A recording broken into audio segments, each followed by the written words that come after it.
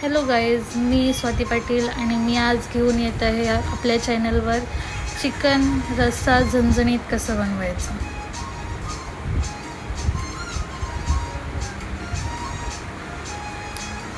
पहिलं तर आपण हळद, त्यानंतर आपला काश्मीरी लाल मिर्च मसाला,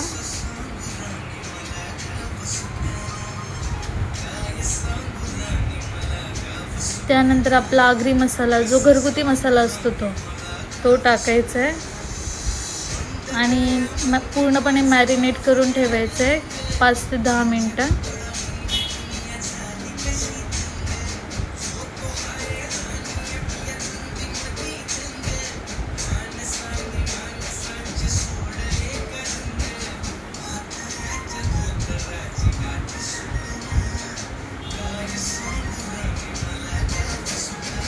हे सर्व इन्ग्रेडियंट्स लागणार आहेत. 8 ते 10 पाकळ्या लसणाच्या आणि अर्धा आलं वगैरे घेऊन पेस्ट करायची आहे. त्यानंतर थोडंसं जिरं घ्यायचं आहे, ते पूर्णपणे ठेचून घ्यायचं आहे, एकजीव करून घ्यायचं आहे. आलं, लसूण आणि जिरं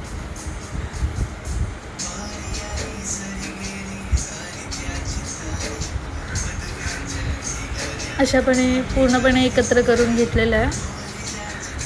आता आपण फोडणीला देऊया.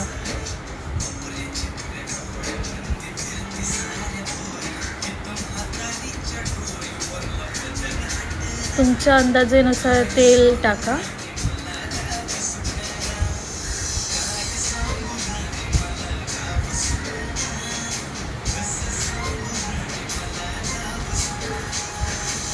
तेल थोडा वेळ तापू द्या. त्यानंतर मग आपण फोडणी देऊया. आता कांदा टाकूया फोडणीला.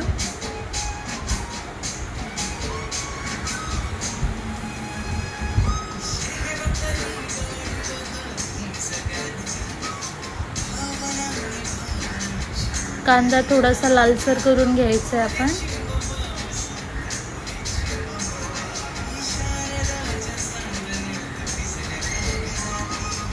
अशा पद्धतीने थोडंसं लालसर होत आलेलं आहे.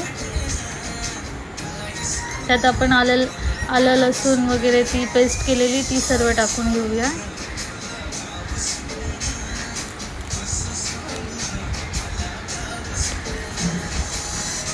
अशा पद्धतीने पूर्णपणे मिक्स करून घ्यायचं आहे. आता त्यात हळद टाकायची आहे.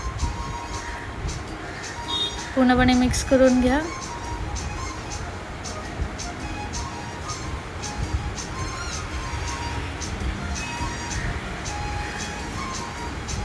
आता टोमॅटो टाकलेले आहेत आणि जे आपण खोबऱ्याचं वाटण केलं आहे हे ओलं खोबरं आहे. काही लोक म्हणजे भाजून वगैरे खोबरं टाकतात, पण हे आपलं ओलं खोबऱ्याचं वाटण आहे.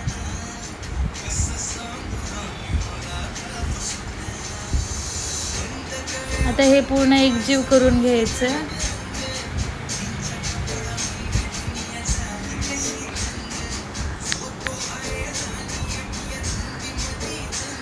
अशा पद्धतीने एकजीव केलेला आहे आपण. त्यात आपला काश्मीरी लाल मिर्च आला आणि आता आपण ते एकत्र करून घेतो. काश्मीरी लाल मिर्च टाकल्याने आपला म्हणजे रश्श्याला असं झणझणीत कलर वगैरे येतो, टेस्ट येते भारी. आता जे मॅरिनेट केलेलं चिकन आहे ते आपण टाकूया फोडणीला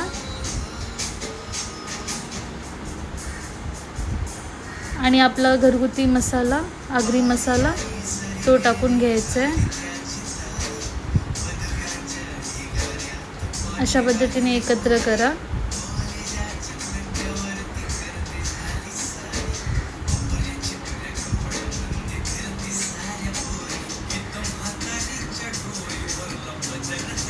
एकजीव केल्याने सगळीकडे ते जे सारण आहे ते सगळीकडे लागेल.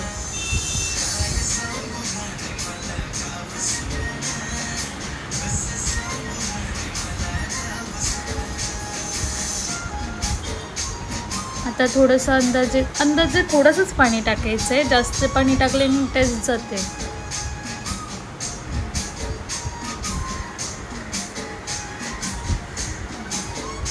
अशा पद्धतीने मिक्स करून घ्या.